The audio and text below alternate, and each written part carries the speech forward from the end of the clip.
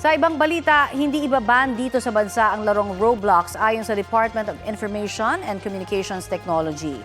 Yan po ang resulta ng pulong ng ahensya, Cybercrime Investigation and Coordinating Center, mga opisyal ng Roblox, mga law enforcement agency at ng private sector. Ayon sa DICT, inilatag at ipinaliwanag ng Roblox ang mas mahigpit nitong safeguards sa kanilang laro.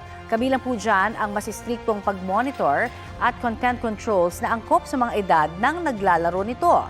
Sisimulan din sa April 12 ang information campaign para magabayan ang mga nakatatanda o magulang sa paggamit ng mga inilagay na safeguards.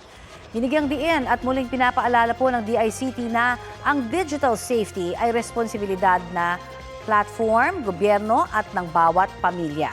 Nagtungo sa Pilipinas ang mga opisyal ng Roblox matapos silang ipatawag ng ahensya kaugnay sa mga reklamong nagagamit umano ang laro para mag-recruit ng ilang kabataan para maghasik umano ng karahasan.